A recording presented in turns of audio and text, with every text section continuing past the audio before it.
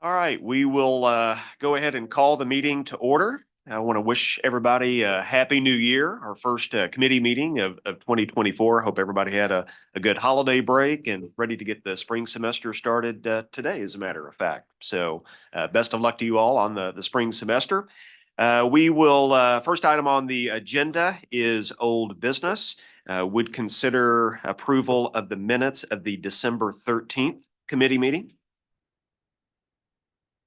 Okay, we have a motion by Regent Parasker, second by Regent Dicus. Any further discussion? All those in favor say aye. Aye. Any opposed? Okay, minutes are approved. Okay, follow up on issues raised during the January 2nd conference call. My notes don't indicate anything, but want to make sure I'm not missing anything. All right, hearing none, we'll move into new business. And if it's okay with my fellow members of the committee here, we're going to adjust the agenda slightly. We're going to move item E, which is the audits for committee review and discussion, which is a standing item. We're going to move that to the beginning of the agenda here, as I know Wesley has another group that he is speaking to at 11 o'clock. So with that, Wesley.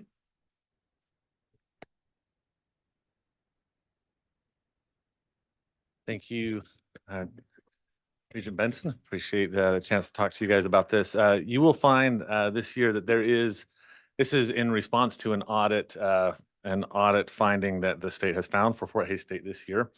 And I wanted to address that and make sure that you understood what was going on and address the concern. So the concern is that we were late in filing our financials to the state this year. And we were. The honest truth is we were late. So what happened is we had one person who was largely in charge of that, our controller. He left on July 3rd, the day after the books were supposed to be closed. We worked till we found some interim people to help us with the processes this year. But largely we didn't have a lot of redundancy in the system. And so when he left, the knowledge of how to close the books and how to prepare the financials left with him. And so we worked very hard to get them done, and we did get them done, but they were done late. What we've done to correct that going forward is a number of things. One, we have hired a new controller now, and he's in place. His name is Baron Green. He's great, and he's going to be doing a good job for us, I hope, for many years to come.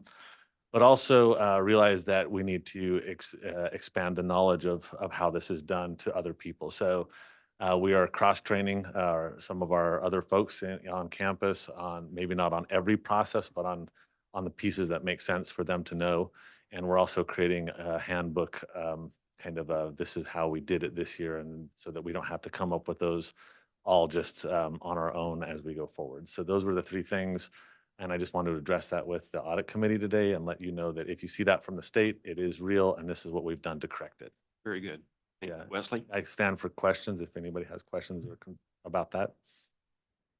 Any questions for Wesley this morning? I just wanted to add that maybe a good idea to do a quarterly review before it's absolutely necessary with the team to see where we are progressing, especially when you're doing, it's a great idea for knowledge transfer among other people.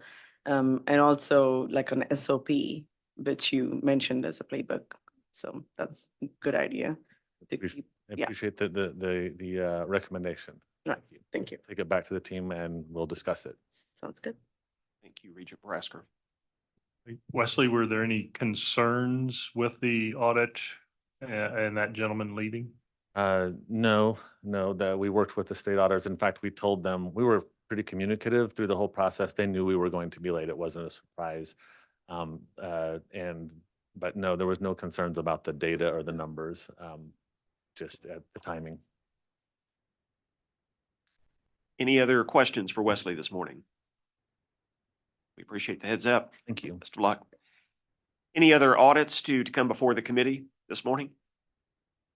Okay, we will go back up on the agenda. We're going to receive several updates today on the state's investment in research programs. And I believe first up is the K-State College of Veterinary Medicine. Welcome.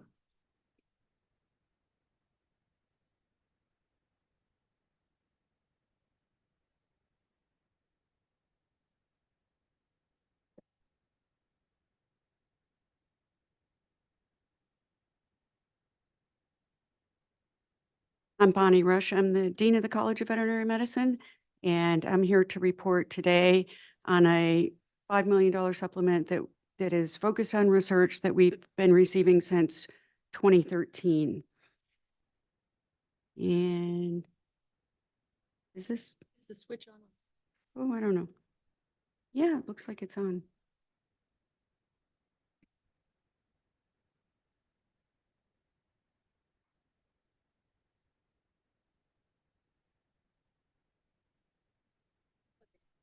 Okay, that's great. If all Thank else you. fails. If all else fails. Yeah, it doesn't look like that today. Oh, back one.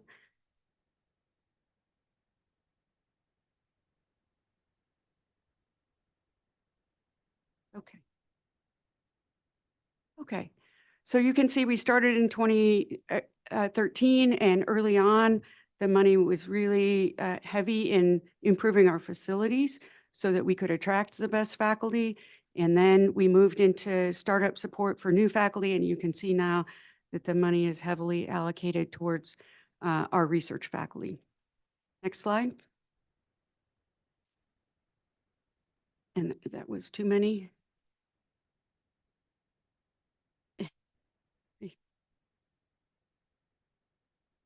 Okay.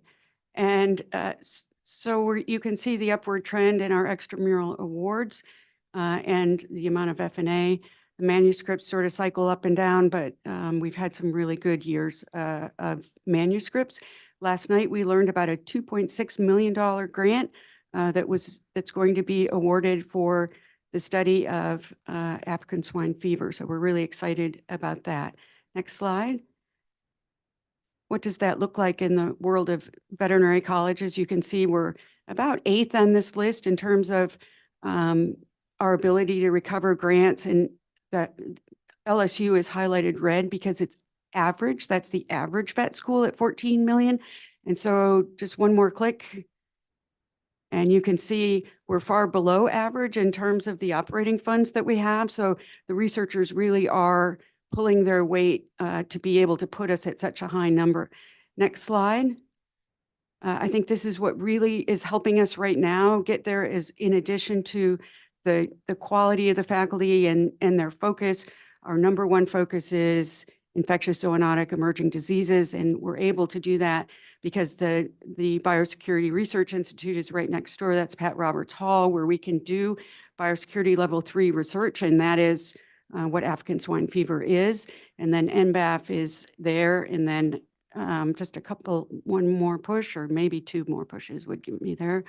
The Department of Agriculture is right there in this same complex, and we've been working with them more and more. It's been a really nice relationship since they've moved to Manhattan.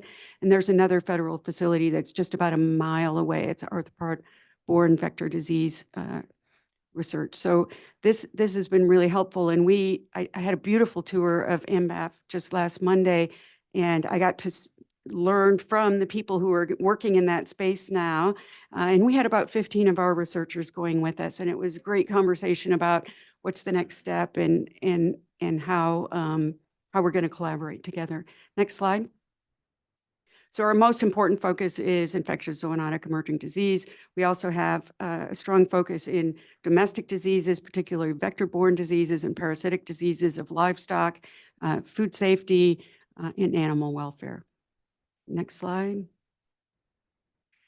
We also have a really strong graduate program, and this funding has helped us to grow that graduate program. You can see we've had an increase in masters of public health and PhD students.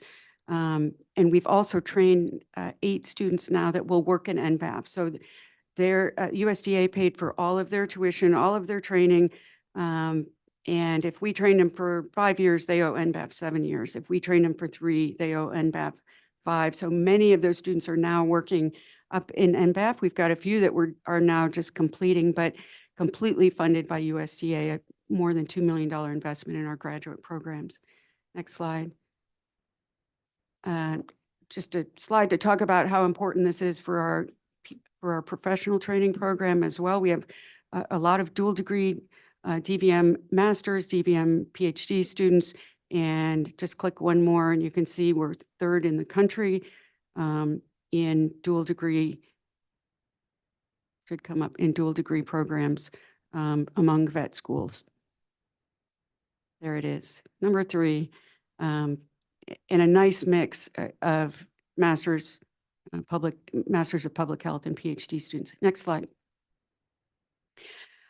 When you look at a ranking system based on research, this is metric based on the impact factor of the journals and how many people do you have that are doing that work. You can see that we'll have some arrows here when she hits again, that we're 6th in the nation for vet schools, and we're 12th in the world for vet schools. And so just one more hit or 2 hits probably would do it. You can see where Iowa State ranks and with the red arrow, and that's Missouri with the gold. So we're above all of those. We got a $3.4 million NIH grant to build a core facility. We had this 5,000 square foot shell that was created based on another renovation that we did. So click one more. This is what that facility will look like. It's a really nice facility that's about 90% built now. So we've just at the very end of our building program here, fully funded by federal government. Next slide. And going to be beautiful research space. And it'll be a facility, not just for the vet school, but main campus will be able to use this research core as well. Next slide. Okay, next slide.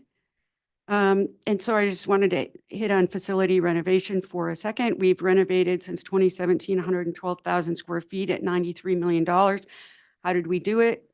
Next slide. We used either corporate funding, revenue from either the hospital or the diagnostic lab, private funding. So if it's in pink, that means somebody wrote a check, and the purple is that core lab. So what we didn't use is state dollars, and we didn't use student tuition dollars to do all of that renovation of those spaces. Next slide. I just wanted to touch on our enrollment status and our applications. We had almost 2,000 applications for 120 seats. So that's a 6% acceptance rate. It's pretty, really, really competitive. And you can see we have more and more interest in bringing students to our college. Next slide. We have a really high pass rate on the national board exam, and employment on the morning of graduation is 99%. We're particularly worried about student debt because student debt was so high for so long. So we've frozen tuition for 6 years. Last year, we had a 3% increase in our tuition, but we also eliminated hidden costs in our program, and we've more than doubled our scholarship endowment. And you can see for Kansans, it's $98,000 door to door. That's the 4-year tuition. If you're out of state, you'll pay $215,000 door to door, and you can see the differences in the debt there. Just one more click, and you can see we brought it down even again. And so we're really proud of addressing the accessibility, particularly for Kansans. You can see our 4- and 6-year graduation rates are super, super high. And that's because once we get them, we're really committed to making sure that they're successful. Next slide. That's it. I'd be happy to entertain any questions you might have. I know we've probably heard it before. Of the 120 seats, what's the breakdown between in-state and out-of-state? Yeah, that's a great question. We have about 52 of the 120, 52 are Kansans, and the rest are out of state. And when I took over, there were 45 Kansans and the rest were out of state. And so we've now enrolled 52 Kansans in each class, and that costs us about $110,000 a year. And so we'd like to go to 60, but we would need that backfilled. That'll be about 2.1 million in lost revenue. And so we would need that backfilled before we could go to 60, but we would have Kansas applicants that we could fill. We have about 140 applicants from the state of Kansas, probably 120 of them are qualified. And so we could do a rolling average of 50-50, and I'd like to do that. But we've already taken an $810,000 cut by increasing already. We thought it was the right thing to do. But to get to 60, we would need to backfill that tuition. Can you speak at all to the economic development impact? I would think it would be extremely attractive to private companies that operate in this space to be located geographically close to the work that you're doing. Have you seen an impact in businesses interested in that area because of the work you're doing? We've seen huge interest. We've had a couple of people pull the trigger, and I might let Dr. Rozowski talk about that. But we hear from a lot of people, and we've had some people actually move here. I think it'll be even bigger once NBAF is operational, and they're expecting to be operational very soon. So Okay. I think it's been, we knew it was going to be big, big for us and big for the region. And I think it's actually going to exceed our expectations to have NBAF there. Great. It's really, really nice. Any other questions? Regent Winter. Dr. Bank. Good morning, thank you. With respect to, assuming our goal is to increase either the quality or the quantity of graduates, maybe it's both, Mhm. what's the single most important factor that will allow you to work toward that goal? Something that we have control over. We, Yeah. including the Board of Regents and Yeah, I mean, in fairness, I'm going to say operating budget. We have 115 faculty. The average vet school has 161 faculty. And so we're limited by operating budget. And so what does more faculty bring? Diversity of specialists, stronger researchers, collaborative research, and more specialists in our hospital will attract more students. how, last question, how are you doing with respect to competition for faculty? Are you winning Yeah. enough of those? Yeah. Losing more than we want to lose? Yeah, it's the number one issue. I just came back from a dean's retreat. All the vet school deans in North America meet once a year. I was there last week, and that was the number one issue, is being able to attract faculty because the salaries in private sector are so high right now. And we're winning right now, and I think NBAF is part of it. I think we've been able to attract some really strong faculty in the last 18 months where other schools have not. So, Congratulations. yeah, thank you. I just wanted to take 1 second to introduce our new Associate Dean of Research, Dr. Hans Kotzia. He took over about 6 months ago, and he's got great ideas, and we're excited to expand even more. Thank you. Glad to have you aboard. Regent Parasker, did you have a question? Not a question, but I was wondering, did you discover all the secrets of NBAF? Yeah, but I Almost. can't disclose them. No, it's such a beautiful facility. And one of the NBAF scholars, one of the PhD students that was trained actually at Iowa State, he said, we're standing in a room where they're going to do Ebola research, right? BSL-4, highest level. Yeah. And he said, I did this work in Canada, and I had a space that was basically 2 of these tables put together. And I could only do 7-week-old pigs. That was the only animal I could infect. And now we can do larger animals. We can do, and the technology, the workflow, the lab spaces, the equipment. Oh my goodness. Dr. Coetzee and I are sorry we took the faculty through to see the equipment that was sitting on the shelves in that building, but it's beautiful, and it's everything you've heard is true. Yeah, it's really special. And we are so fortunate to have it here. Any other questions for Dr. Rush? All right. Thank you for the information. Thank you. All right. Dr. Rosowski. K-State Global Food Systems. Welcome. Thank you very much. And am I going to lean on Elaine again? Thank you. Okay.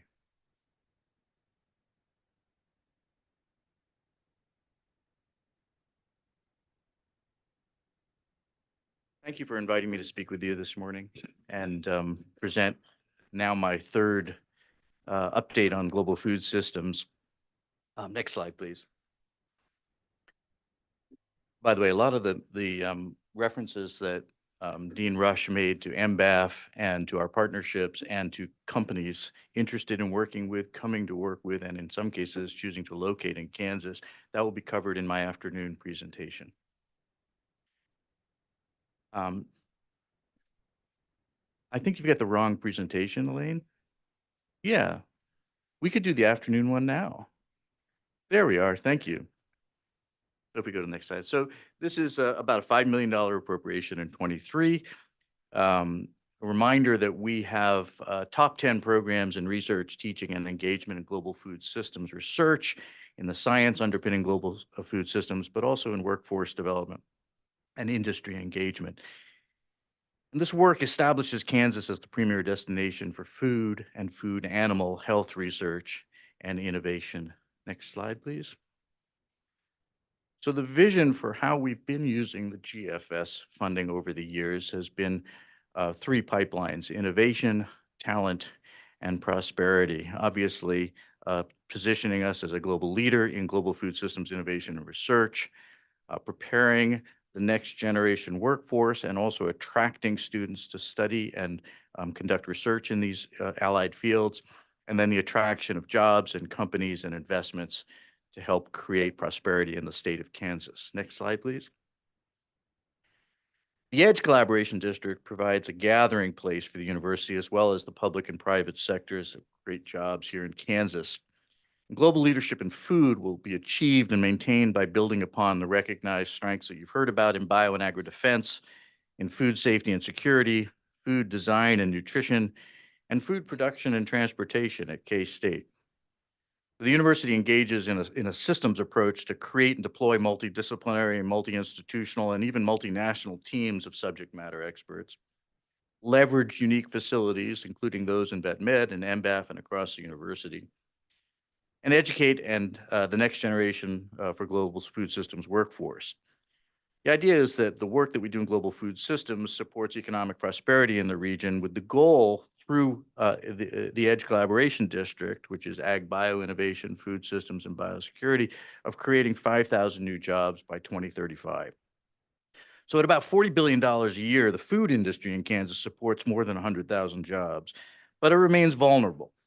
Increasing demand for food and the effects of changing production conditions, emerging diseases and food safety concerns, all of this creates a need for food innovation and a more highly educated workforce on a massive, even global scale.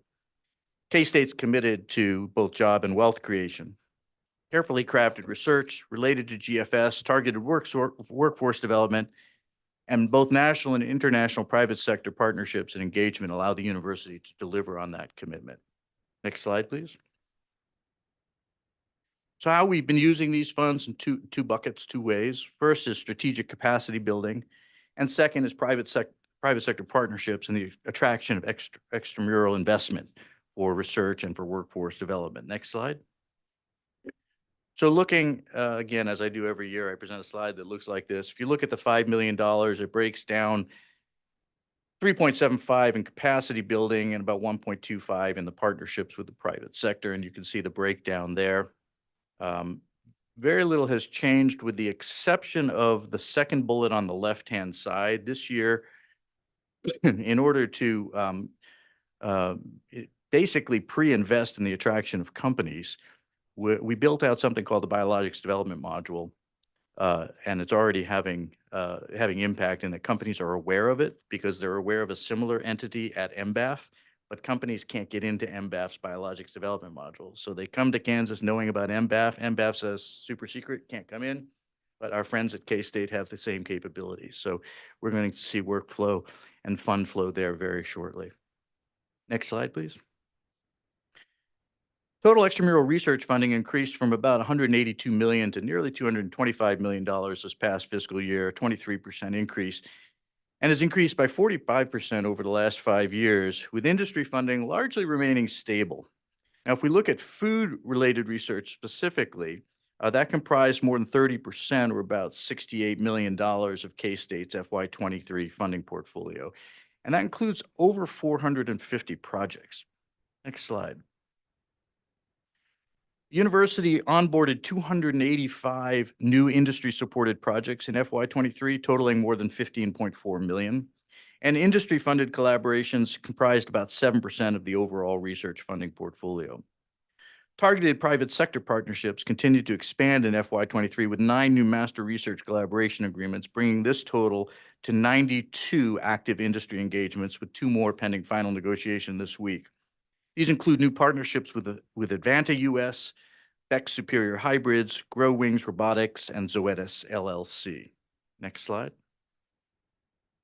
GFS funding has helped build animal health and food safety capabilities and infrastructure that have allowed K-State to quickly respond to new challenges caused by pandemic and expected in future pandemics, including food process risk evaluation, solution development, vaccine and therapeutics, susceptibility of other species, and disease transmission modeling. So not only is K-State did its part and continues to do its part to end the pandemic globally, but we're also doing everything we can to use these research capabilities to support the global food systems industry in Kansas in the eventuality of another outbreak of a zoonotic disease. Next slide, please. State appropriation for global food systems has provided support for the Biosecurity Research Institute. The BRI, which is a unique biosafety level 3 facility, supports multidisciplinary research and training. BRI has hosted research studies on high consequence disease of food animals and the food animal system. This includes African swine fever, classical swine fever, and Japanese encephalitis. It continues to support research for the National Bio and Agri Defense Facility, or NBAF. We have considerable additional partnerships, collaborations that were initiated this year in advance, as Dr. Rush mentioned, of their fully operational status later this year. BRI also hosts multiple training events for international researchers and provides staff training for NBAF and associated industries and partners. I mentioned the BRI Biologics Development Module. That construction's now been completed and will enable vaccine-related research and small-scale biologics production at BSL-2 to further support the global food system. Next slide. Vaccines truly are critical, and K-State is becoming a leader for their development. From the existing BSL-3 lab at BRI to the new Biologics Development Module that will expand research capabilities for food safety, food animal safety, the university is enhancing its capacity for this important line of work. And Elaine, if you press one more time, there's a very short video. Whoop, maybe there's a very short. The video is not embedded. That's okay. Thank you. Targeted private sector strategic partners continue to expand in FY23 through 9 new master research agreements, as I mentioned earlier, bringing the total to 92. And I mentioned the Superior Hybrids and Grow Wing and Zoetis and Beck Superior Hybrids, Advanta as well. Next slide. This spring and fall, the spring and fall cohorts of awardees in FY20 received about $780,000 in funding and seed grants and leveraged that into several $1 million of extramural funding in this past year. In FY22, the cohort received about $800,000 in seed funding and leveraged that into an additional $3 million in extramural funding this past year. And then finally, the 23-24 cohort received about $800,000 of new funding this year again, and has leveraged an additional $3.7 million in extramural funding in FY23. So these fairly modest seed grants are yielding quite significant investments in research from federal agencies. Next slide. You know, we talk about talent and workforce. The way we think about prosperity with the Global Food Systems Initiative is first, and how do we attract, as Dr. Rush mentioned in her own initiative at the college, how do we attract talent? So how do we bring the very best global food systems research faculty and their teams onto campus? It's expensive to yield faculty onto research universities like ours, and we rely on startup packages to compel them to come here, but also to get them started in their research and off to a successful career at K-State. We also use these funds to engage and support students in our global food systems activities. So we have graduate students literally all across the campus in every college that are participating in global food systems research.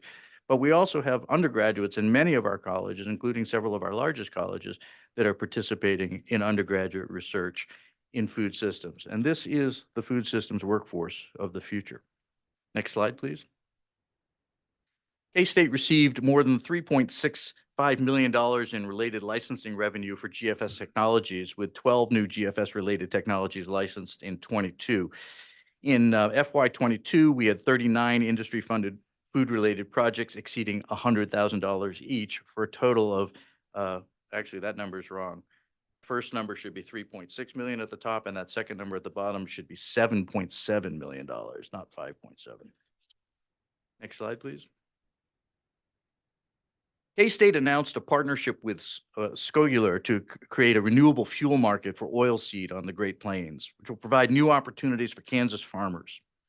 This effort, which will be located in a recommissioned grain processing facility near Goodland, Kansas, aligns with the goals of K-State and the university's Economic Prosperity Plan, which I'll also be discussing later today, in particular, the K-State 105 initiative.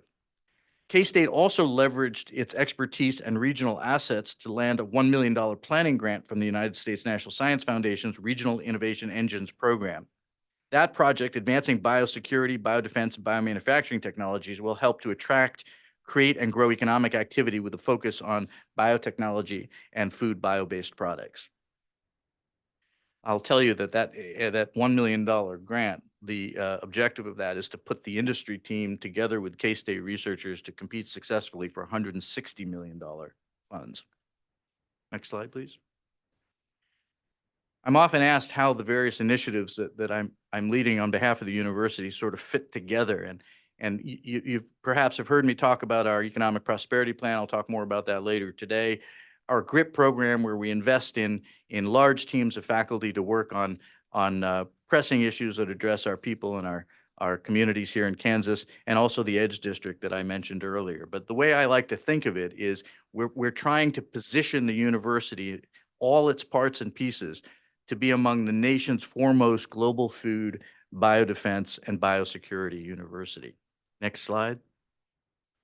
I mentioned the GRIP program, the Game-Changing Research Initiation Program. This is a program in which the institution invests $1 million in each of 3 teams for a period of 3 years to conduct transformational team-based science on topics of significant importance to the state of Kansas.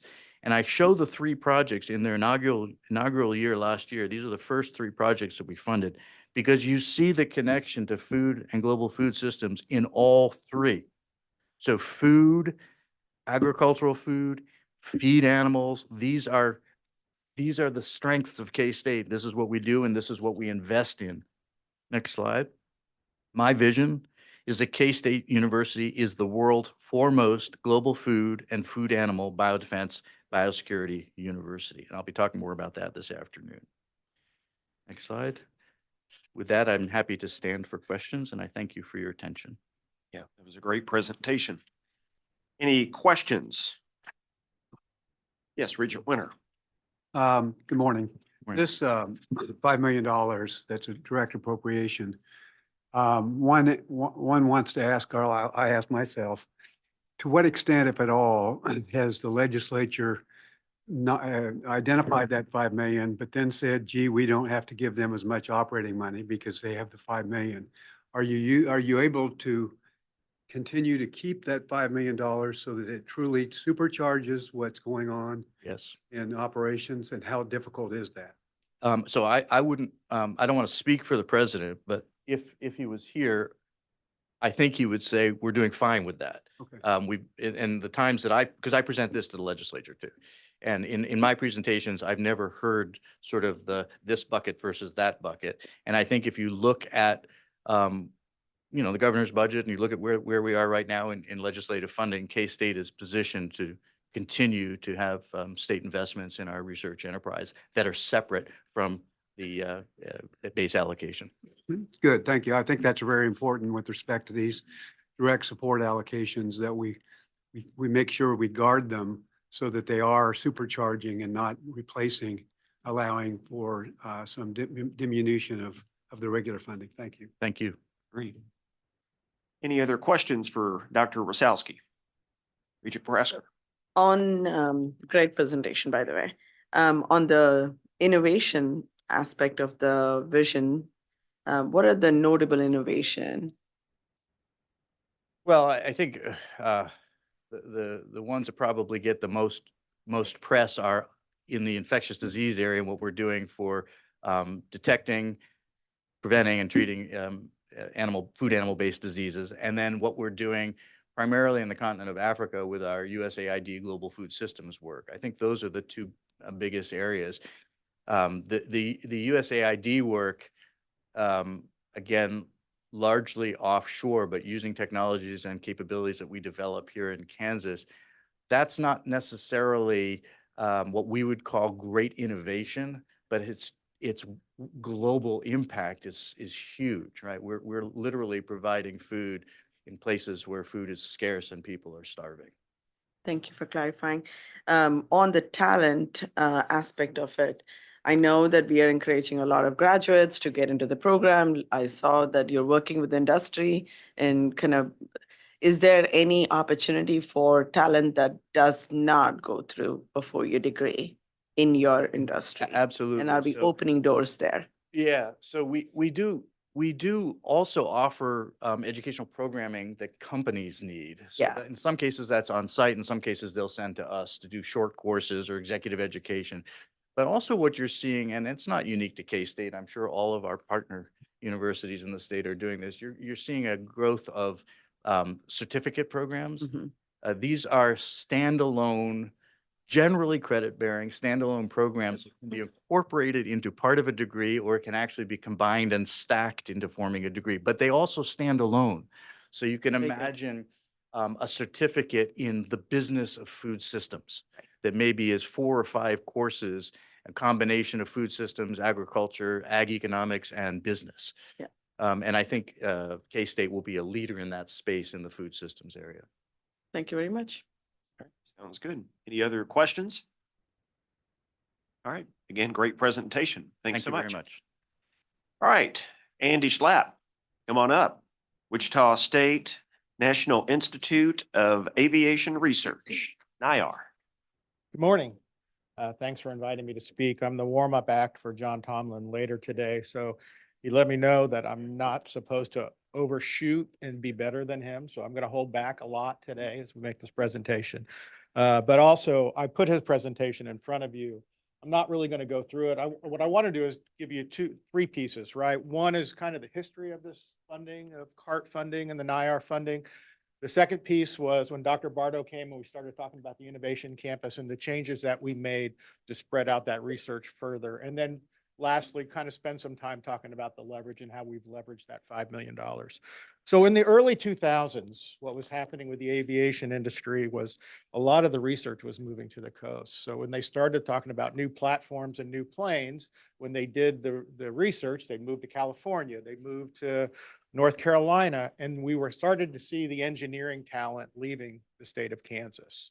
So we had a visit from, at the time, our two appropriators on the federal level, Todd Tehart and Sam Brownback came and said, we need to do something to stop that drain, because if the research leaves, then the research is where the engineers go, and then that's where you build your operations and your future manufacturing. So that would be real devastating for the state of Kansas.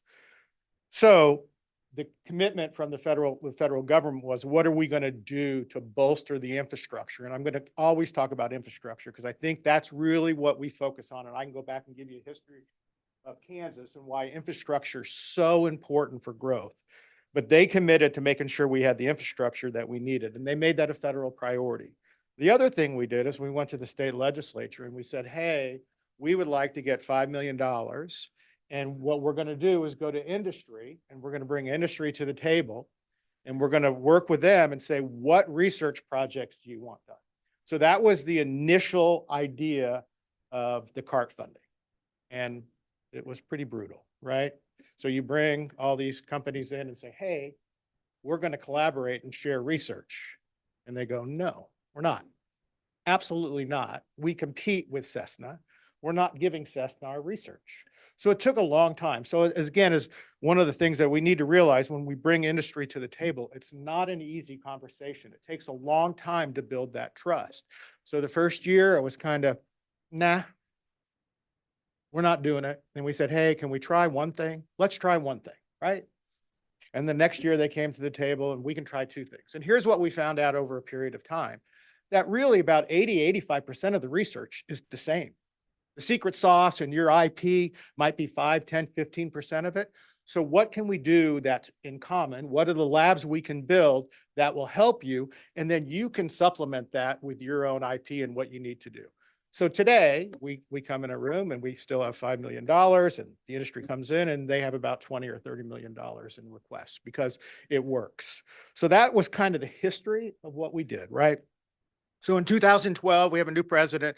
He has this idea of the innovation campus. And really what he came in, and it's kind of what the state is asking us to do. Hey, we're producing graduates and there's no jobs. So if we don't have companies here for the people that we graduate, they're just going to go wherever those jobs are. So we need to focus on bringing companies to our campus, right? So for the first time, we started expanding beyond aviation and saying, okay, what are these companies we need to attract? And what is the infrastructure we need to invest in on the innovation campus? So we met, we did a study, we did a Bragg study, which was a blueprint for economic growth, regional growth, and there were 7 clusters. I'm going to do my best to remember, but I can probably turn in here and tell you what they are. You probably know them. Advanced materials and manufacturing, aerospace, agricultural, energy, IT systems support, transportation and logistics, and healthcare. So those are the 7 clusters. So then what we did is we met with the leaders in each of those clusters and say, what do you need, right? And when you first meet with them, taxes are too high, too many regulations, we can't compete. But really, when you break it down and you really start talking to them, the issue becomes talent. We don't have enough talent. And the training that they're getting is not adequate, and it costs us too much money to develop the talent we need. The second thing is, hey, the world is changing. We're going from a 2D world to a 3D world.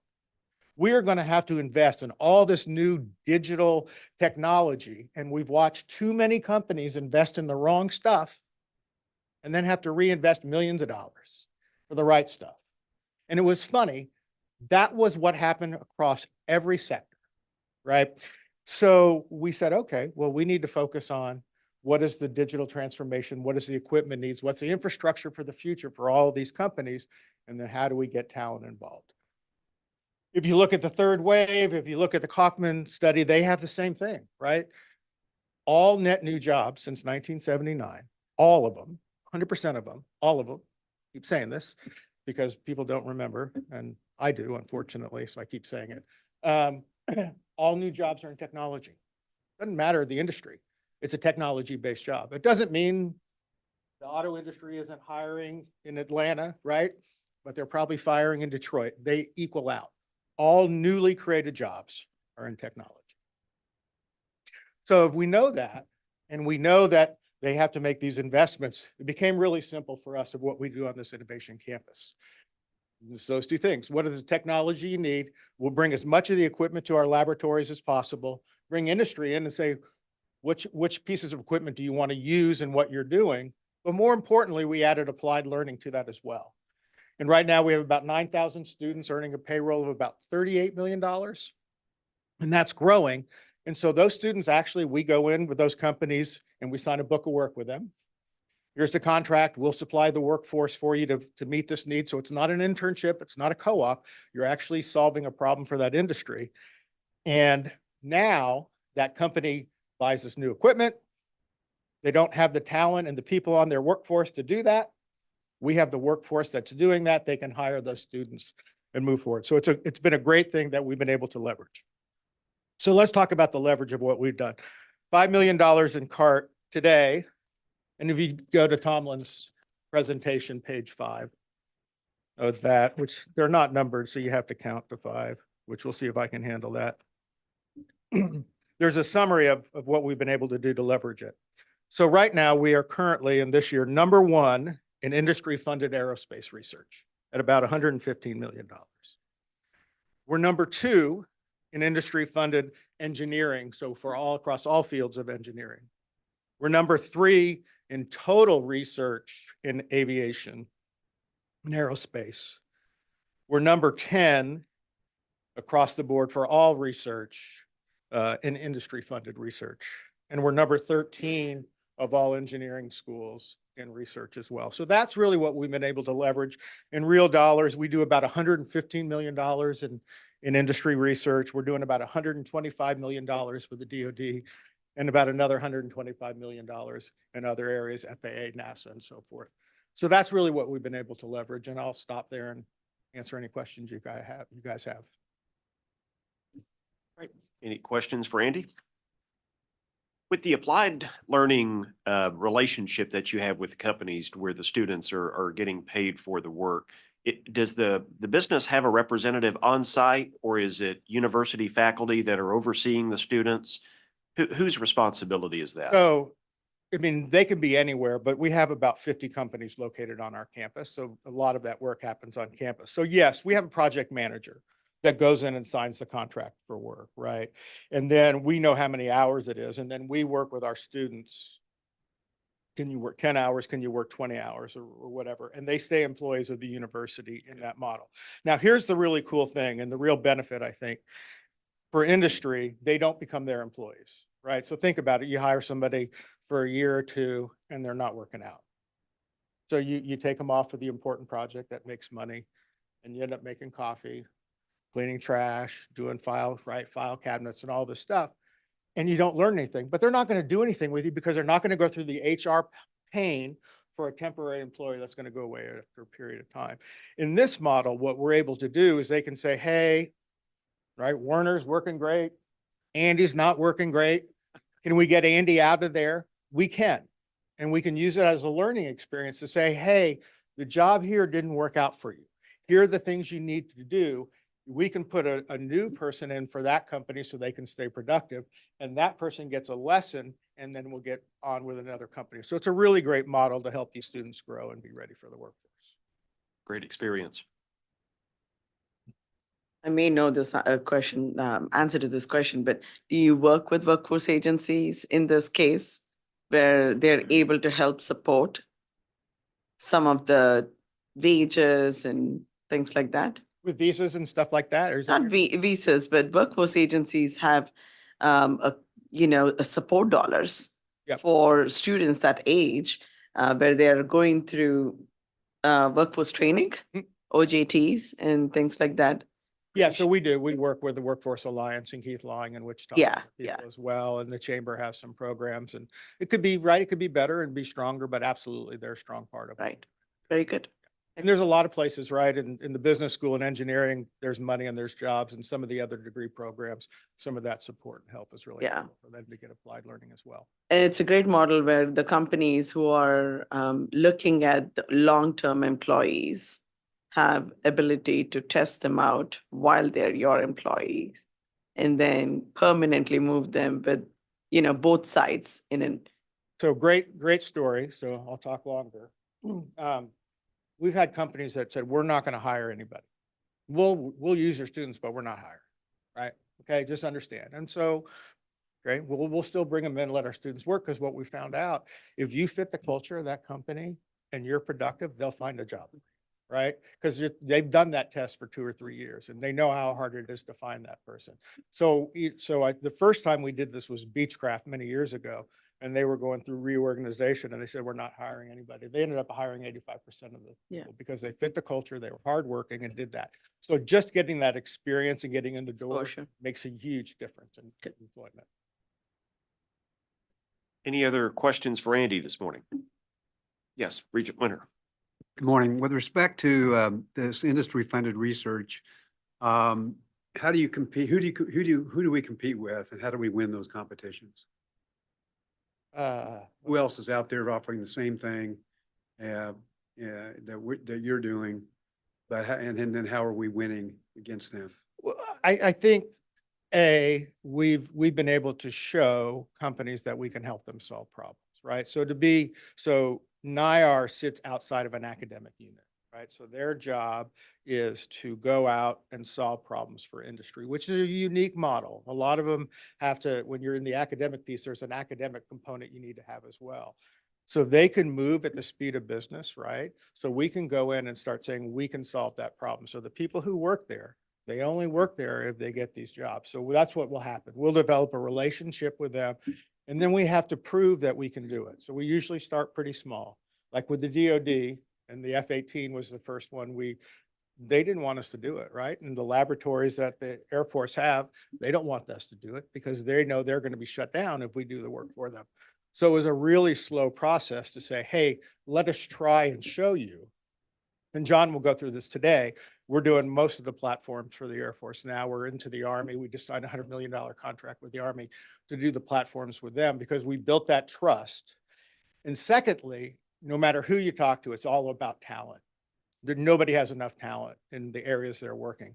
So the fact that this applied learning, where we have undergraduates actually doing this research and helping, is then they can look and say, okay, we can hire that workforce as well. So that's really where we can compete, make a difference. Thank you. Anything else? All right, great information, Andy. Hey, thank you. So much. All right. All right, next up, the KUMC Cancer Center. Welcome. Good morning. Morning, I'm Mary Damewood. I'm the Senior Director of Finance for the Cancer Center. I'd just like to give you a quick update on all the things we're striving for at the Cancer Center and what the $10 million investment's being used for. Do you have my slides? Am I too hurt? Yeah, I emailed them to you like a week ago. Okay, sorry. I think Thursday, last week.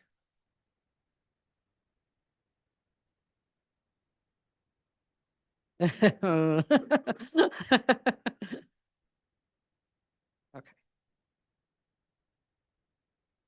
And one was the slides, and then there's also a packet that I probably should have printed. I didn't realize I should have printed it.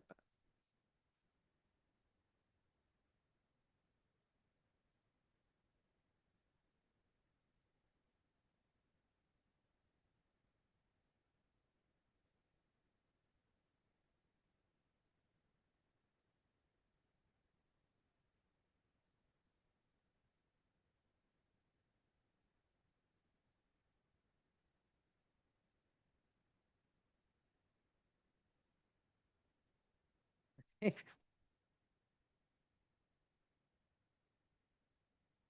I am.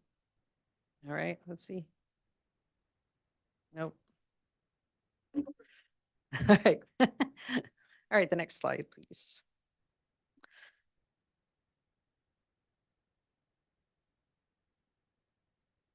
All right. First, I'd like to start with why what we're working on is so important. We're kind of all numbers people here. So currently there's 1 in 2 men and 1 in 3 women diagnosed with cancer in their lifetime. The scary part of that is it's expected to increase by 49% by the year 2050. So statistically speaking, that means 60% of us in this room will be diagnosed with cancer in our lifetime. Currently, we have 24,000 new cancer cases in our catchment area and 9,000 cancer deaths a year. So with cancer rates increasing, our other challenge is that our catchment area, as you can see on the slide, we have 4.5 million people in our catchment area, which covers 92,000 square miles, which means we are half the population of New York City, but we are 90 times as big of area to try to cover. 3/4 of our counties are also considered frontier or rural counties. So we have to find a way to make sure that the people of Western Kansas and Central Kansas are getting the same quality treatment that they're getting if they live near the medical center. Next slide, please. So that tells you what we're up against. This is a picture of who we are. So we cover 4 campuses and 3 institutions. The 2 extra institutions are Children's Mercy and Stowers, which are part of a consortium agreement that we have with them. These 4 campuses bring distinctive strengths and areas of expertise that collaboratively enhance our capability to conduct collaborative research of national significance. Also, the Cancer Center has 350 cancer researchers as members and over 150 disease-specific oncologists. Next slide, please.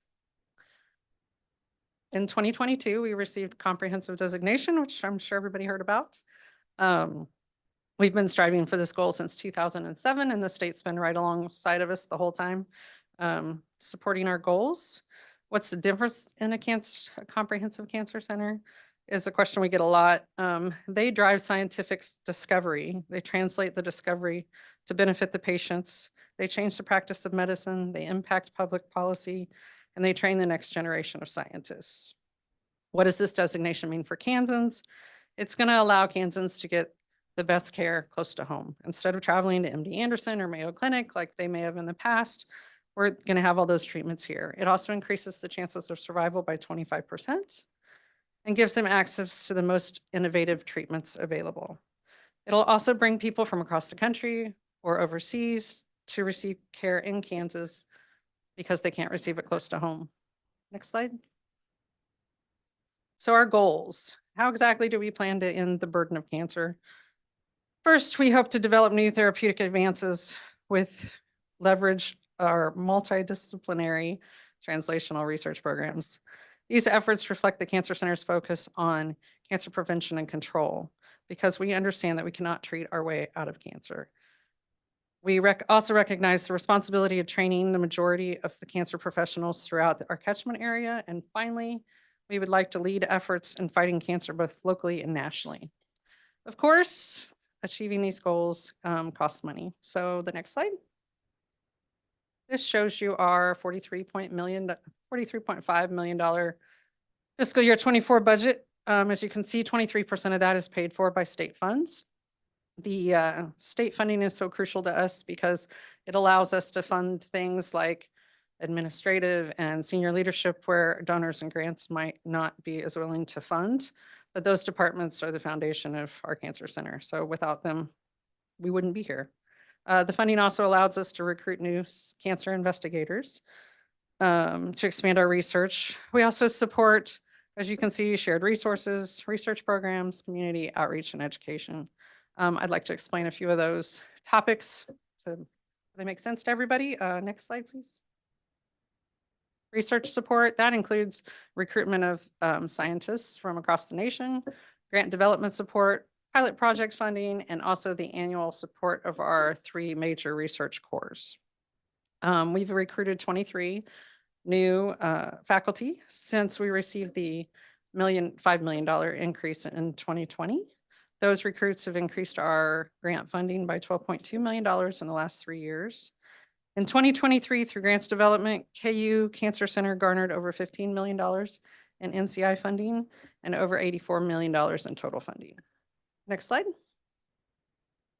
This is our shared resources. The shared resources, they play a critical role in providing access to specialized technologies, services, and just expertise in the field to help our cancer members with their research. They also support our outreach and engagement activities. Next slide. Clinical trials, that's a huge part of what the Cancer Center does. These are scientific studies that lead to new ways to prevent, detect, or treat cancer. The Cancer Center has contributed to 19 new cancer therapies that have hit the clinics since 2009. KU Cancer Center has recently developed a clinical trial finder app. That app helps patients navigate the active clinical trials. It also helps the physicians and clinicians refer patients to trials that can give them better treatments. Next slide. Community outreach, as I said, is so important in the state of Kansas. 23% of our population lives in rural or frontier communities with significant health disparities. People in rural areas get cancer less often, but they tend to die at faster rates.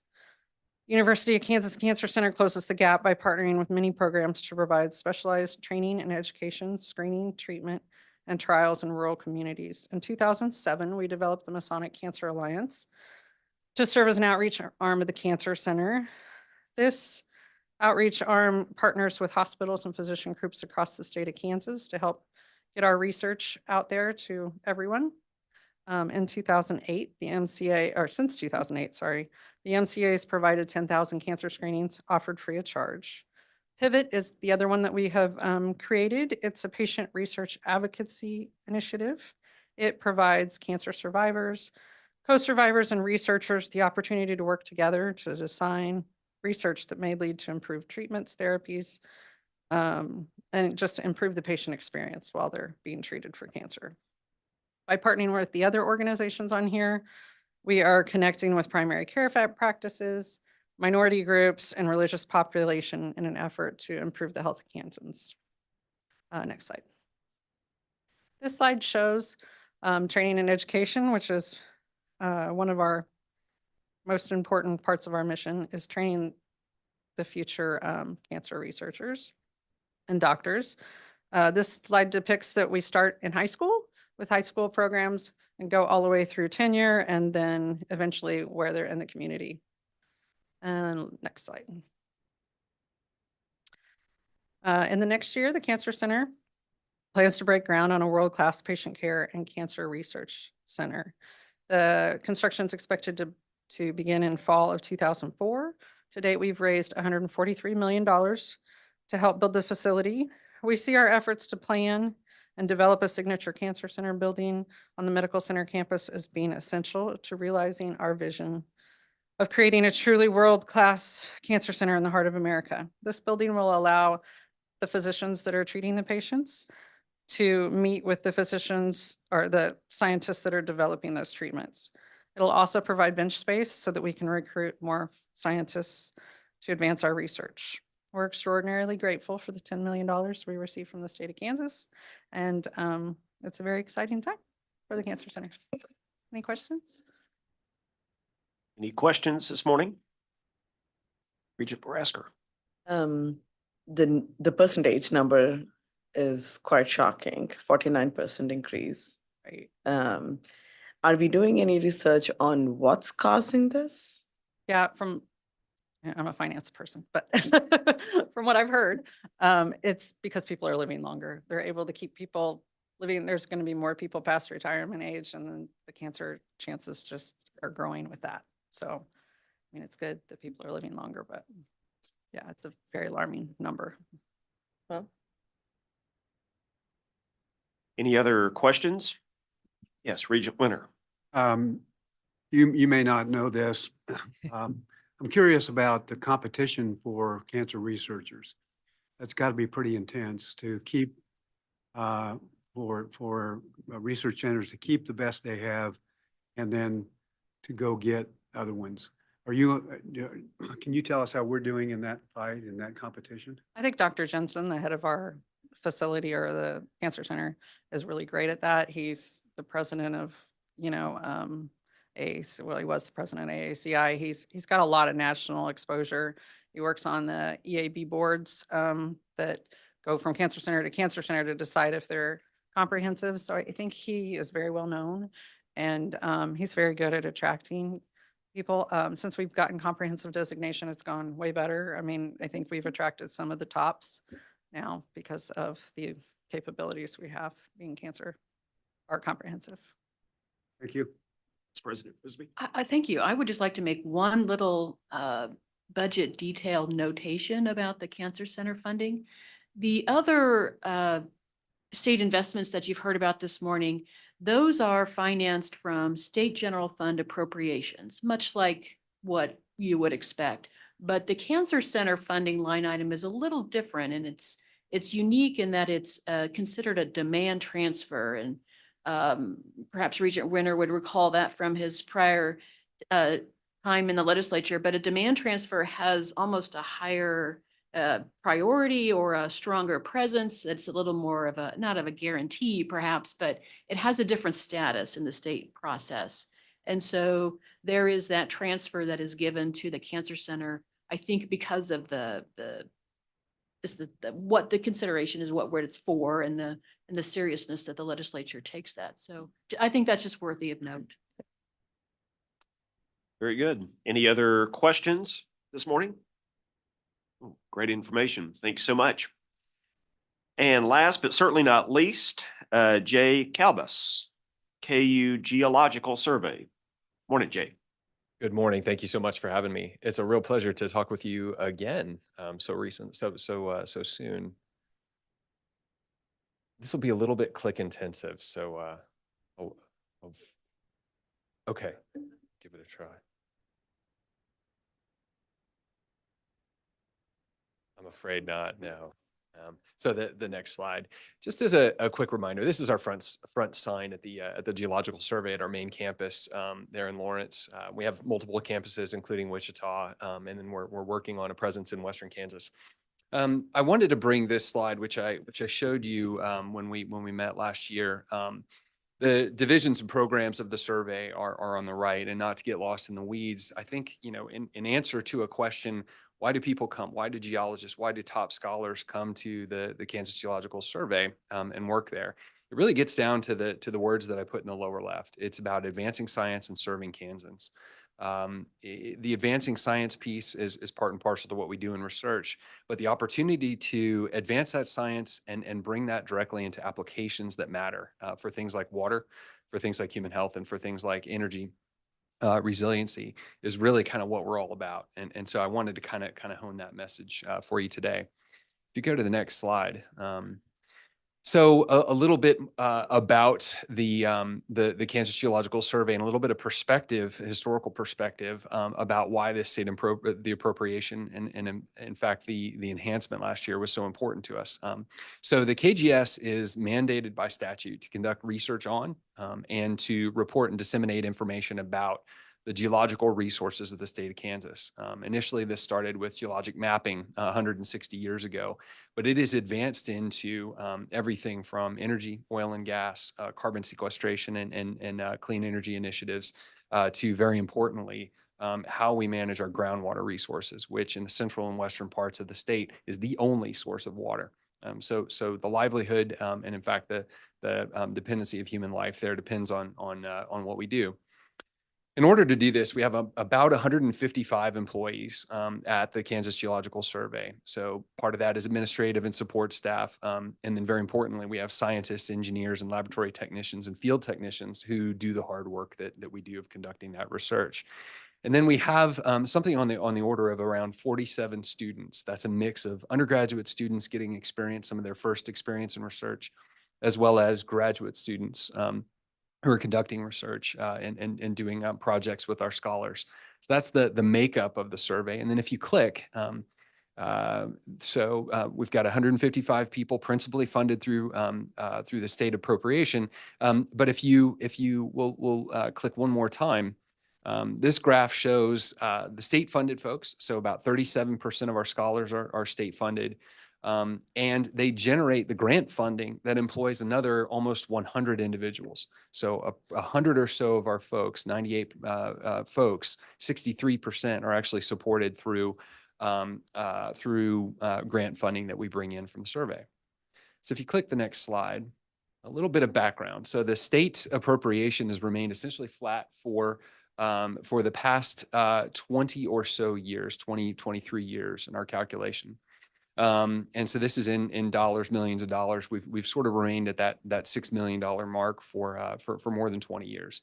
If you click one time, in the sense of real dollars, of course, that was in nominal dollars. In the sense of real dollars, that means that we've had a decrease in the buying power and the purchasing power relative to 2001 dollars each year. And so that's been important. And what that has done is that's resulted over time in staff reductions and a limitation ultimately in the services and research capabilities that we're able to bring to the table. Now, the survey has done a remarkable job over this time, and I'm still learning. I'm new at the survey. I'm still learning what they've done over this period of time. But for decades, they've done things like the groundwater monitoring systems throughout the state, bringing all sorts of impactful technologies. They've done more with less, I should say. But the audit that we did last year, when I came to the survey, showed that ability was really becoming sort of critical state. And so we appealed to the state legislature to enhance the funding. And so if you click the slide, this shows now what that trend is corrected to with a 2024 fiscal year 2024 appropriation, and then an additional $800,000 next year. So that brings the total for FY25 and moving forward to around $9.7 million for the Kansas Geological Survey. And if you click the slide one more time, I brought this down then to show what that trend up looks like in terms of real dollars. So effectively what this does is it restores the capability that we had around the turn of the century into modern dollars. Now I'll show you what we're doing with that and just give a couple of head nods to what we're doing really in three different areas. So number one, we're rebuilding staff positions for strategic programs. And those strategic programs really revolve around water, they revolve around energy, and then information technology. So in geohydrology, our water programs, we're in the process right now of bringing on 8 new staff members over the next 2 years, so FY24 and FY25. That includes 4 new faculty members. Those are PhD scientists who will come in and conduct research. 1 experienced senior research engineer, she's already in place, and she's a 20-year veteran of the environmental industry. So she brings all kinds of new capabilities into the state of Kansas. And then 3 field and laboratory technicians that are absolutely critical for the field work and lab work that we do. The impact. These are some of those strategic programs. Those people and the people who are already at the survey are integral to our statewide water quality monitoring program. That's a new program that we're developing this year for the first time in more than 20 years. We'll have statewide coverage of our groundwater quality. We're conducting aquifer modeling work in I think 4 of the 5 groundwater management districts. And so that's ongoing work where we do numerical modeling to bring numerical experiments and solutions back to the GMDs to help empower their and inform their decision-making. We're conducting airborne, for the first time this year, airborne geophysical surveys across the western part of the High Plains Aquifer.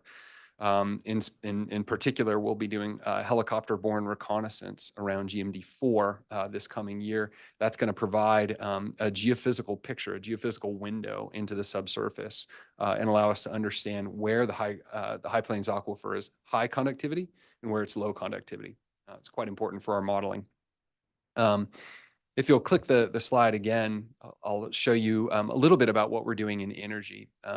So in energy and GIS and information technology, I spent about an hour and a half last week testifying about our GIS, that's Geographical Information Systems and Information Technology program with 2 of my colleagues. In energy and GIS, we've already hired 1 experienced associate director for energy. That's a 20-year veteran of the energy industry that we were able to attract to the state of Kansas and help us to lead and to build our energy program. We're hiring an additional energy scientist in 2024. We've seeds soft funding influx of 2 additional energy scientists over the next 2 years. And we've also hired on now actually 3 software developers, 2 on state funding, and then an additional software developer on soft funding. The impact. So critical minerals. We have to explore the state of Kansas for things like lithium, gadolinium, nickel, and cobalt. In order to bring battery manufacturers, in order to bring new technologies, new industries to the state of Kansas, they need local and regional feedstocks of critical minerals. And that's what this is about. Researching CO2 sequestration potential. This is taking carbon dioxide from point sources and out of the atmosphere and putting it underground. And that can be both an economic driver for companies as well as an environmentally responsible direction for us to go. Researching things like salt storage applications. This is one that I've been quite involved with for the last year. Industries are quite interested in using the regional salt that we have. So bedded salt formations, and this is a picture of what they look like in the subsurface, bedded salt formations to store things like hydrogen.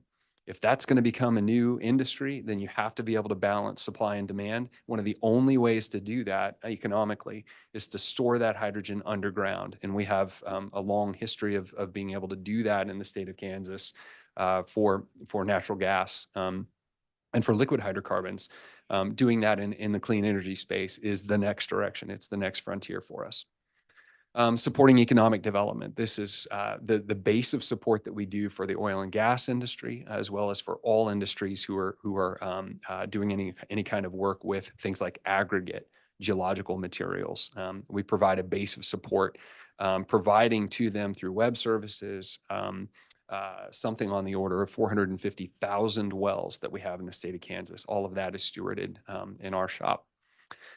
And then increasing our application development. So this is our computer application development with our own programmers to be able to bring technology to local producers and industries.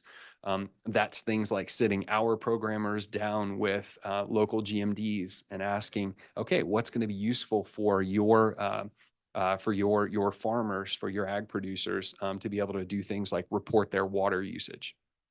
If you hit the next slide, I think I'll be finishing up in just a sec. So providing funds. So we provided funds for support of KGS core functions. And if you click again, what this really means is, we were able to reorganize the survey, simplify the organization, but also develop a leadership framework for 4 divisions and 2 programs. If you click again, we corrected salary disparities that were resulting from that 20 years plus of flat budgets. That was really critical for retention. And if you click one more time, we were able to bolster some of the operations budgets for these critical programs. One more time.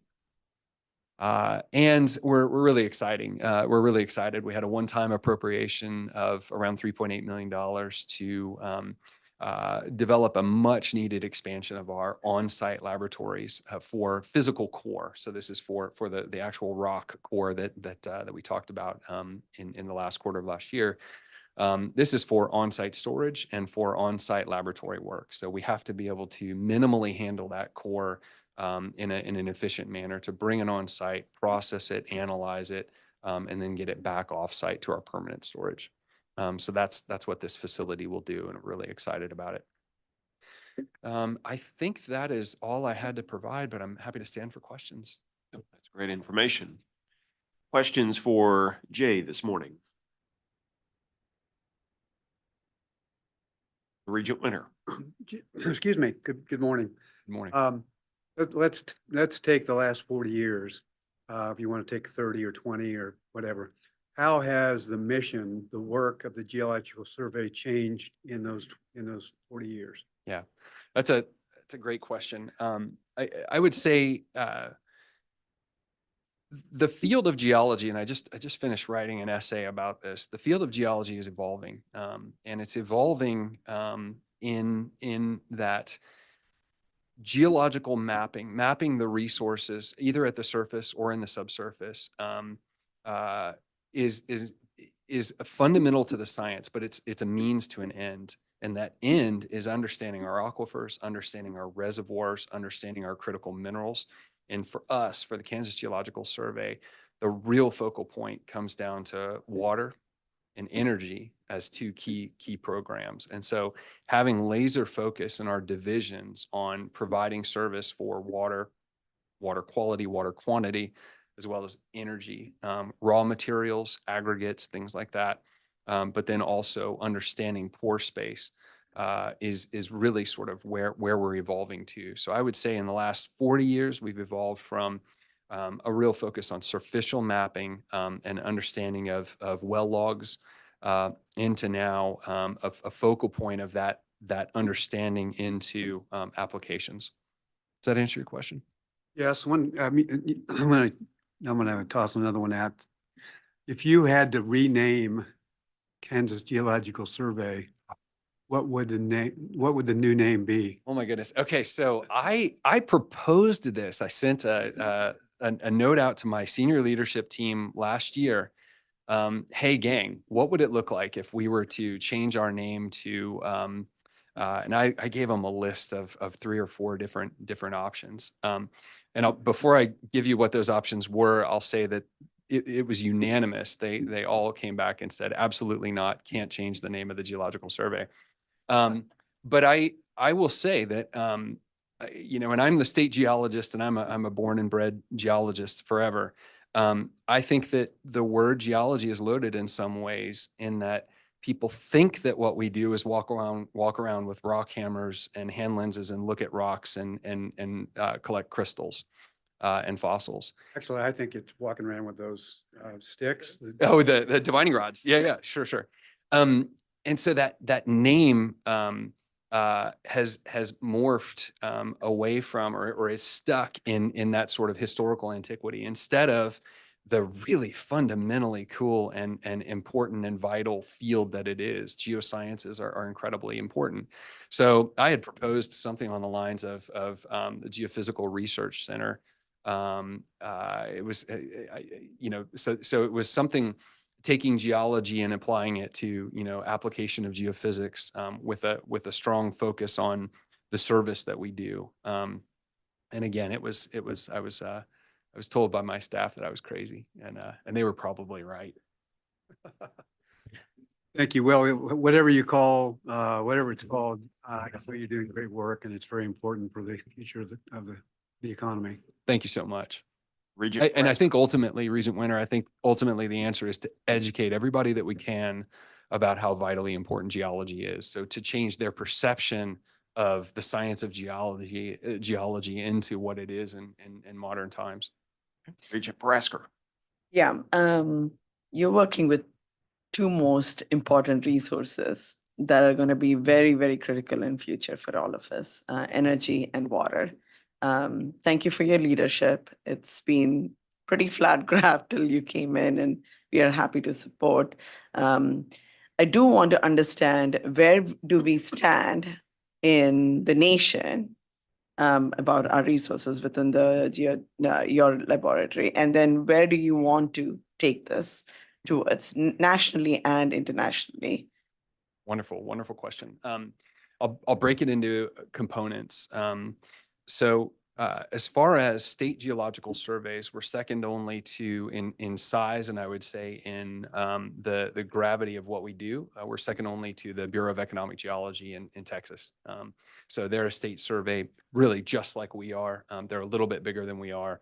They've got a strong base of industry support, which we need to grow. Fundamentally, they're linked to Houston and to the Texas oil industry.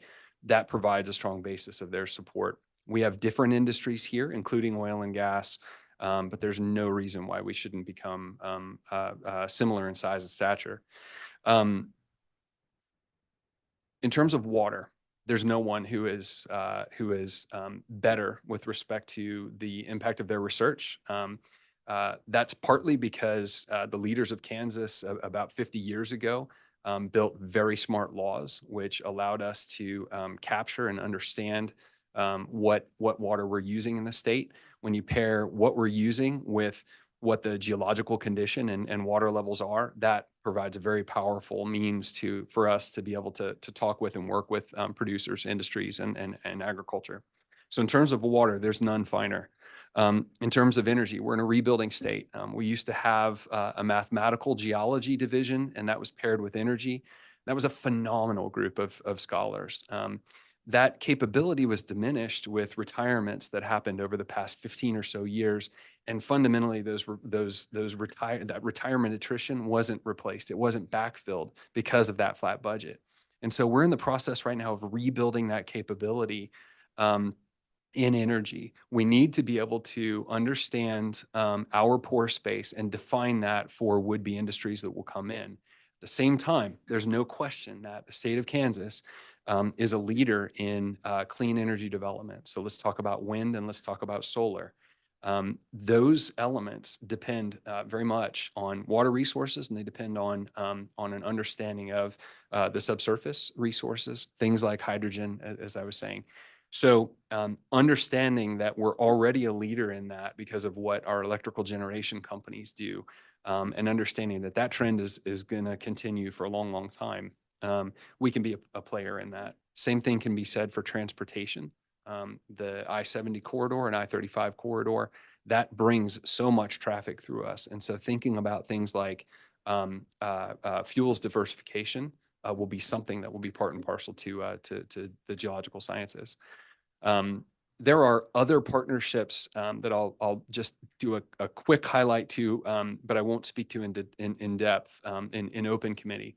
But our work with Department of Defense and our work with Department of Homeland Security is groundbreaking and important. Yesterday in the New York Times, there was a full-length article about tunnels on the border of Gaza and Israel.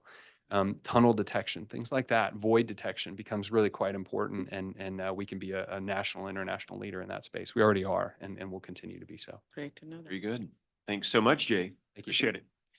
All right, now we will hear from our state university internal auditors, and we'll start off with Jana Clark with K-State.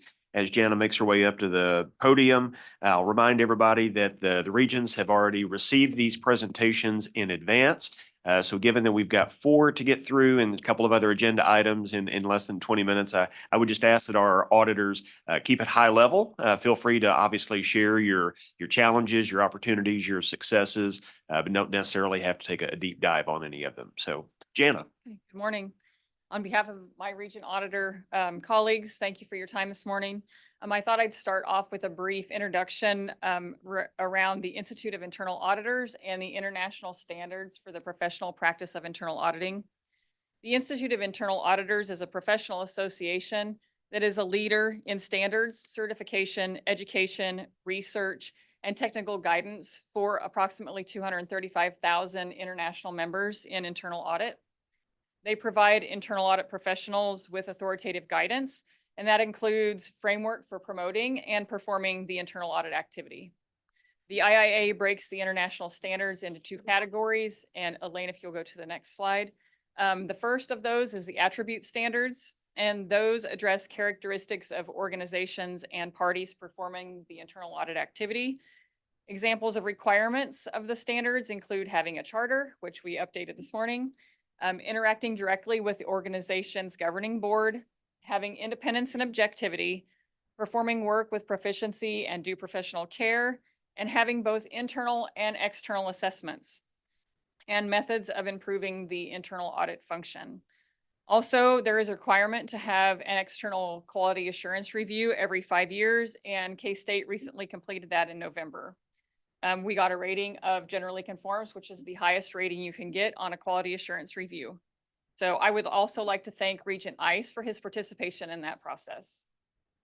Next slide, please. The next set of standards are performance standards, and they talk about performing engagements. Included in that are managing resources, planning audit activities, discussing the audit plan with senior management and the board, assessing governance, risk management, and internal controls, designing audit programs to address high-risk areas, and identifying, analyzing, documenting, and reviewing test work, as well as reporting results. This also addresses monitoring the progress of recommendations to ensure that improvements are completed and communicating if management is accepting a risk that is unacceptable to the institution. The Code of Ethics is a separate category and includes expectations that auditors uphold and apply integrity, objectivity, confidentiality, and competency. There has been a new set of standards that was published January 9th of 2024, and those will be effective January 9th of 2025. Next slide, please. So actually the next 2 slides we can probably skip. They talk about the mission, philosophy, and vision of K-State internal audit. As part of the IIA standard 2060, we are required to report to the governing board on several categories. One of those is the audit charter, which I mentioned was updated December of 2023. And thank you, Regent Benson, for your review and approval of that this morning. The independence of the internal audit activity. Kansas State University internal audit is independent as a result of the direct reporting relationship to University President Linton and the Fiscal Affairs and Audit Committee of the Board of Regents. Our audit plan and progress against the plan will be included in the following slides, as well as the results of audit activities. Next slide, please. Resource requirements. The internal audit office at K-State has 3 positions, and those are filled. We are conformance with all areas of the Code of Ethics and the standards, and management's response to risk is acceptable. Next slide, please. So you will see on this slide the completed audits and projects that we completed in calendar year 2023. On the left are 6 student services fees, which we are contracted with Student Government Association at K-State to perform. We've completed 1 in the financial aid category, which is satisfactory academic progress for undergraduates. We completed the conflict of interest review, which is a K-Board requirement. Completed 14 investigations. We did the audit risk assessment for the 2024 audit plan, followed up on 115 outstanding recommendations. And as I mentioned before, we completed our first external quality assurance review. Next slide, please. We triaged 50 cases through our anonymous hotline this year.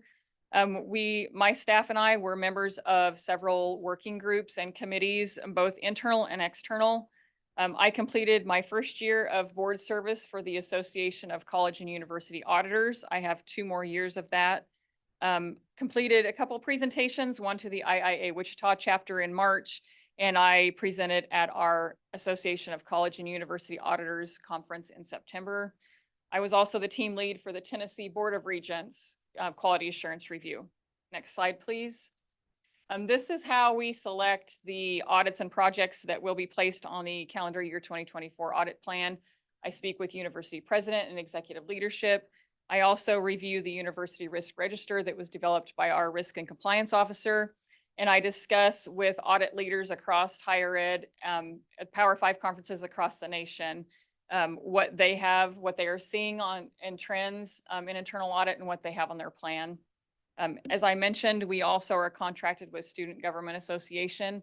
We do a 3-year rotational cycle of student services fees. And so you see 6 or 7 of those on our plan every year. Next slide, please. The audits and projects that we have on our calendar year 2024 plan include 3 that were carryovers from fiscal 2023. The first 2 have been completed, roles and access in K-State student information system, and an audit of the offboarding process. We are also doing an audit of identifying duplicate payments, and that is in progress right now.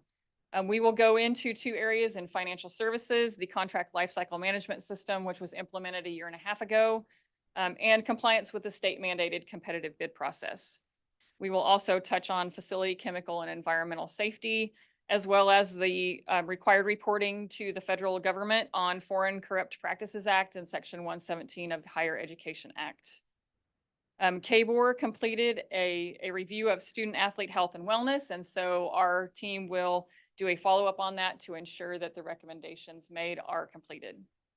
We will also look at university vehicles regarding training and motor vehicle records. I mentioned that we have student services fees on our plan this year, and we will have the 6 that are listed there, as well as leaving a placeholder for any fraud investigations or investigative reviews that come through the hotline. Next slide, please. We also will do the affiliated corporation conflict of interest review that is a KBOR requirement of our 7 controlled affiliates that are listed. Next slide, please.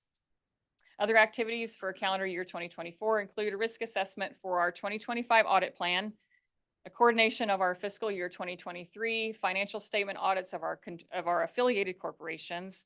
I mentioned continuing my service on ACUA's board, and we will continue to be members of various committees. I will be performing a quality assurance review of Portland State University with another one of my internal audit colleagues from another institution. And we will continue with our triage and management of the anonymous hotline. Next slide. This last slide is also part of our reporting requirements.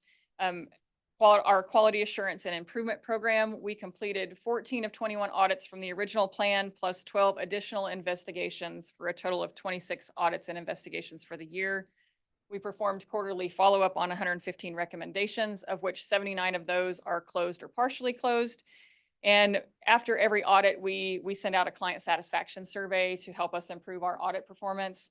We had a 59% completion rate. Of those that responded, we received a good or excellent customer service rating for 100% of those, and 100% of the respondents also felt that we added value to improve operations.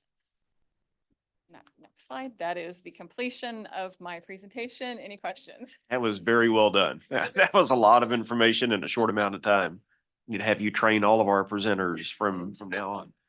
Any questions for Jana at K-State? All right. Thank you again, Jana. All right. Next up, Brett Gerber from Fort Hays State University, home of the Tigers.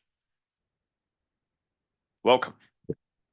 Hi, like you said, my name is Brett Gerber from Fort Hays State University, and thank you guys for your time. Start off, Jenna did hit on a lot of the basics that we all have included.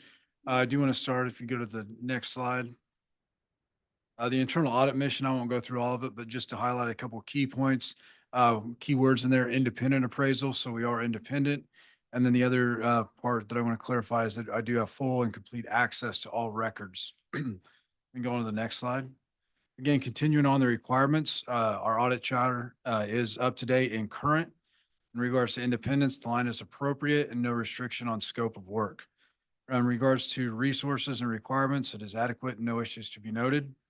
Ethics and standard conformance, compliant, no issues to be noted there as well.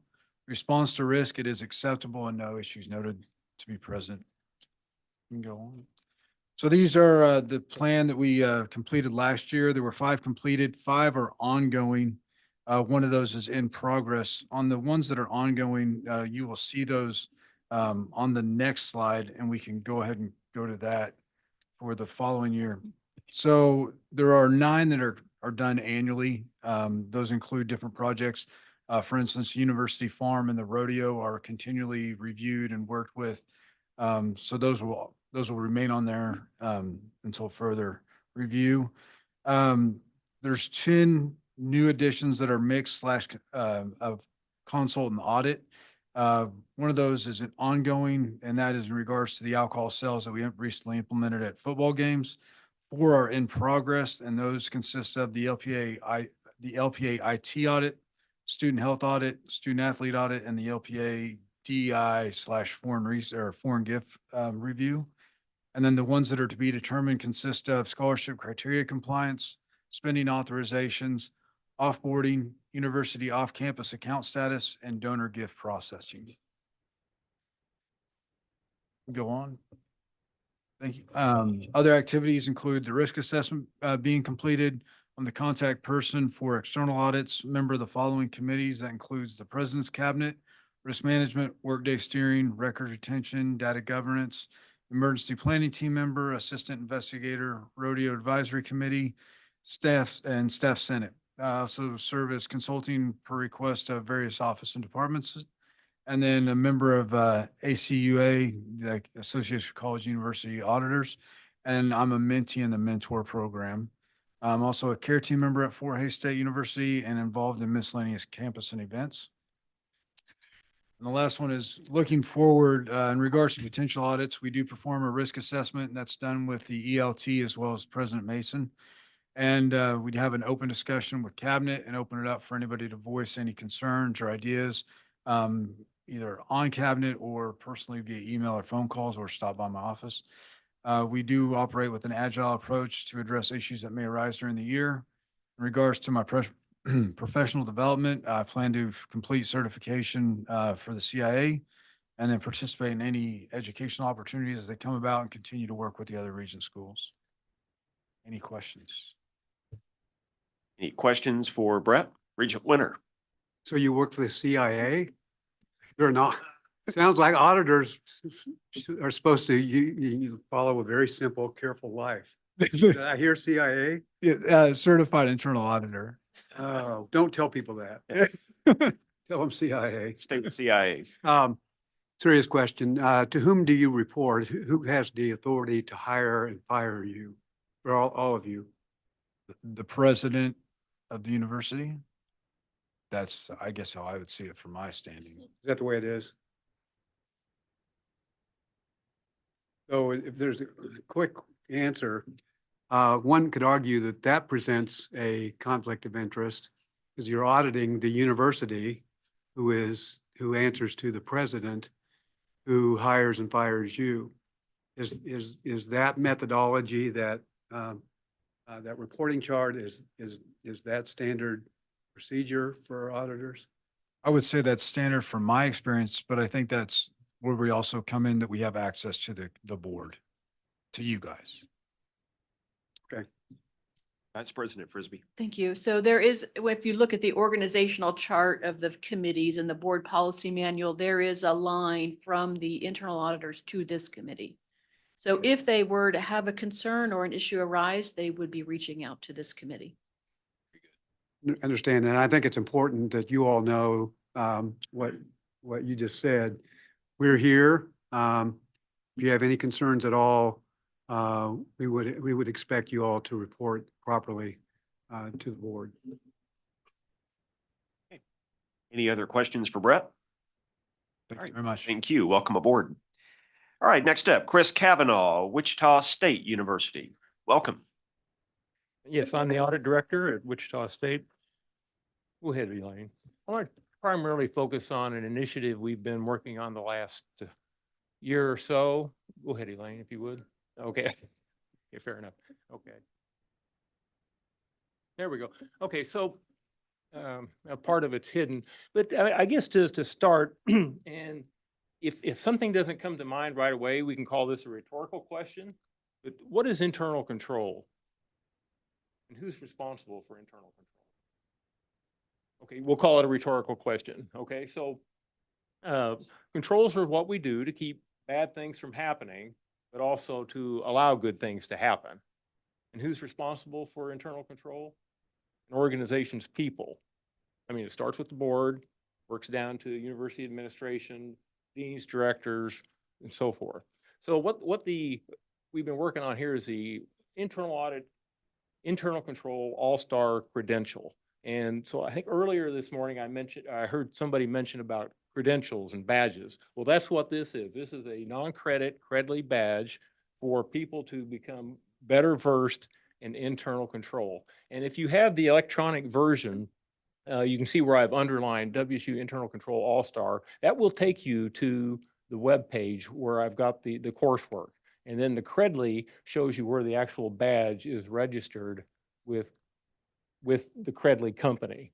And so the program is to raise awareness about internal control and the importance of establishing an ethical culture.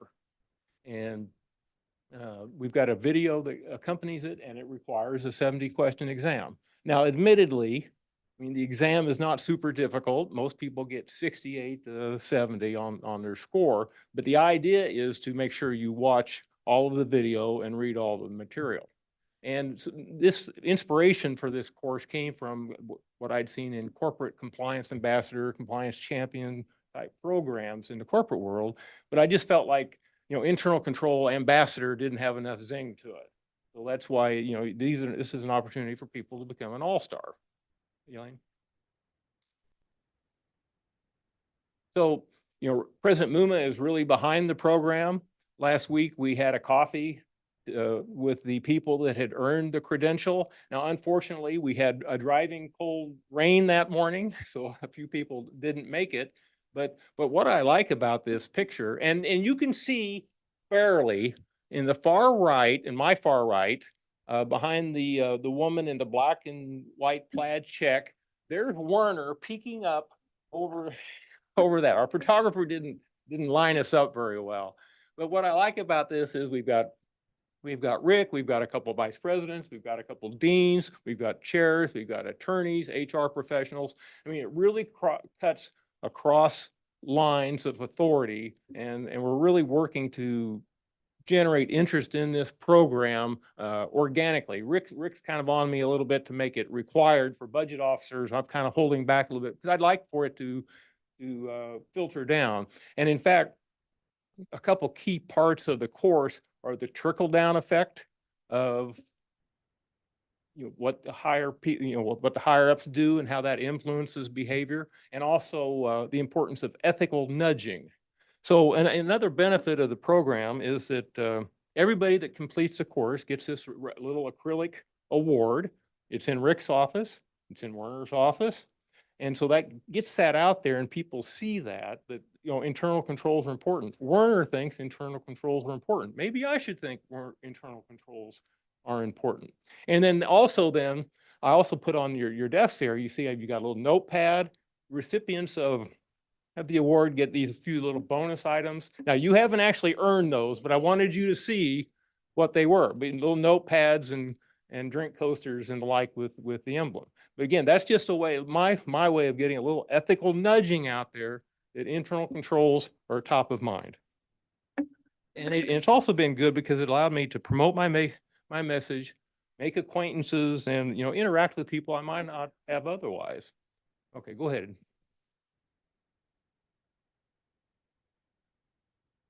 Okay. And then, like I said, there's a video that accompanies this. We had an outdated video, but Rick was such a believer in the program, he gave me budget to have it updated. And I'll show you a few screenshots at the end of what that looks like.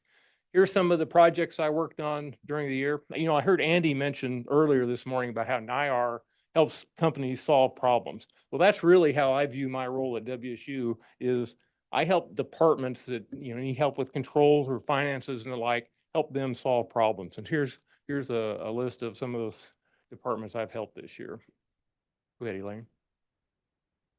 Okay, and then here's there again, that's the award that you have here. I meet monthly with President Muma. We use an agile scheduling approach, which provides greater flexibility. I mean, I know some things I'm going to do again this year. Others projects will emerge, but there's always something to do. That's certainly not an issue.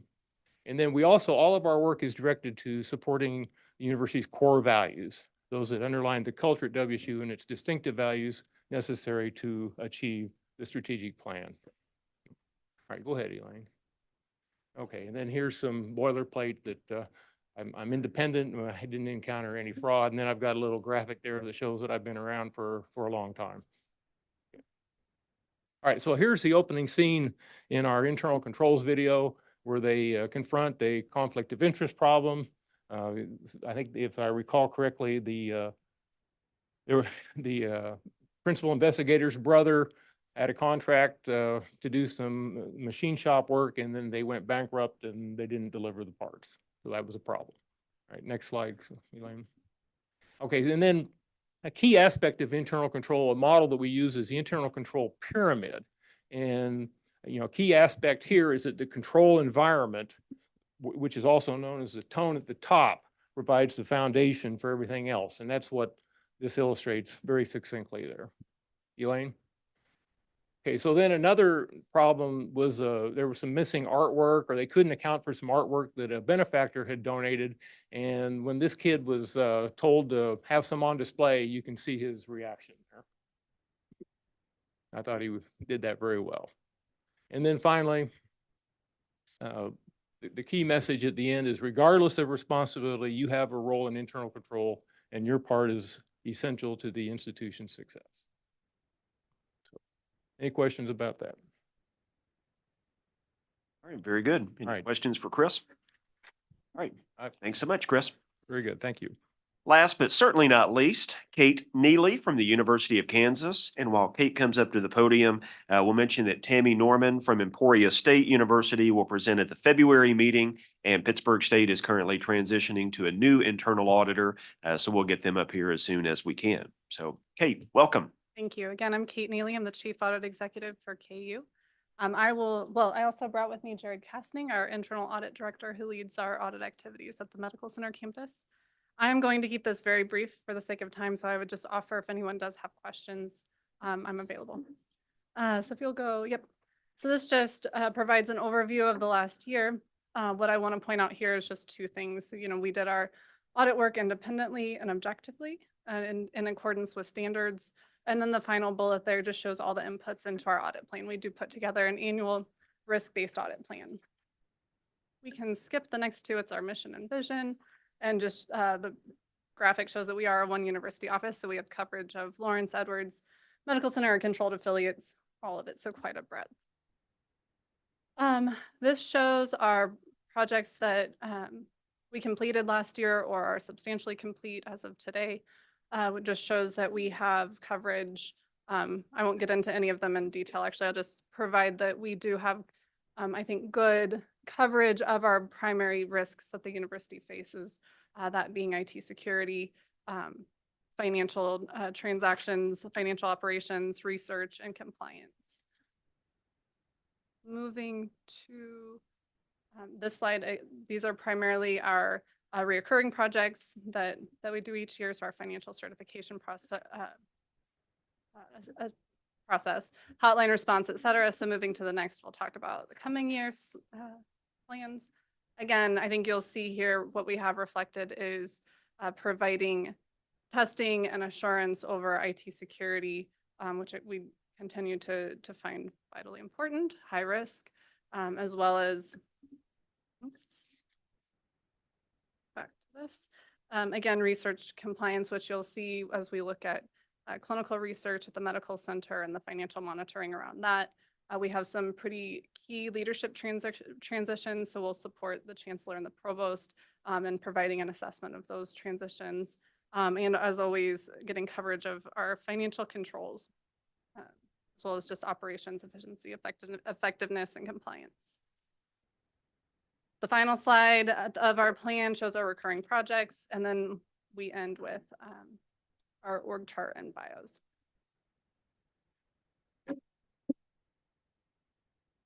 Yes. Regent Parasker. This may be common to all of the auditing. Do you use specific tools to help you in doing the audit? And is there a data that we can look at how the audit has helped improve the university processes? Sure. So we use tools. We have an audit project management software that we use that overlays on top of SharePoint. So that's just how we manage our internal processes. We also take advantage of the university's reporting interfaces and enterprise systems to pull data. We have an audit data analytics tool as well. I think your second question was maybe around our like our KPIs. How do we show our effectiveness? Yeah, that's actually one of the key initiatives that Jeff has us, all of his org kind of working on, and those of us who sit on his leadership team. I would say for our office, it's trying to show where our audits and our audit plan has coverage from a risk perspective. So as we look at what are the highest risks to the university, showing that we are doing audit work within those. And then I think the other key performance indicator for us is, at the end of our audits, we have recommendations and action plans. What is maybe the percent of implementation of those action plans? And that gets to, risk response, et cetera. But for us, it's those two really key areas that we keep an eye on within our follow-up process with the implementation of action plans. Thank you. Any other questions for Kate this morning? Regent Dykes. Do all of you feel you have the necessary resources to perform the audits on an annual basis that you need I'll say in general? I'm sure you always want more. I'll speak for KU and yes.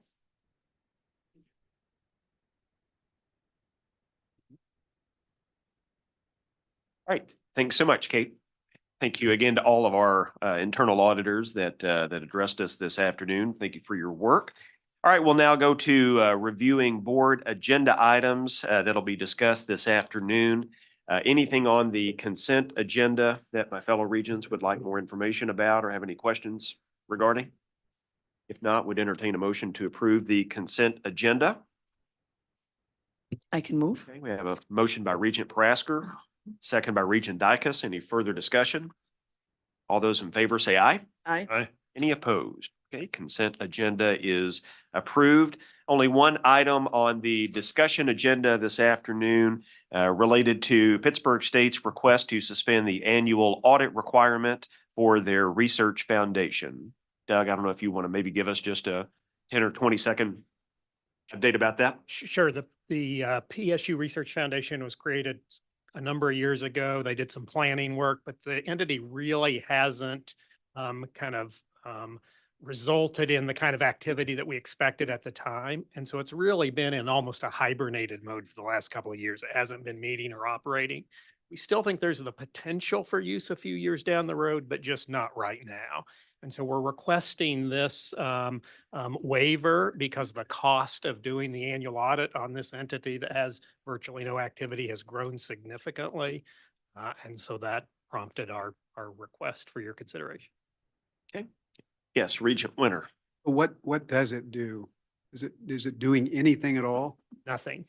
Okay. Yeah, really, the only transactions they have today are the kinds of things you have to do to keep the entity alive. Isn't accepting funds, isn't spending money, isn't. Nope, not other than filing fees and legal things. I'm sure you spend a lot of time worrying about them. Yeah.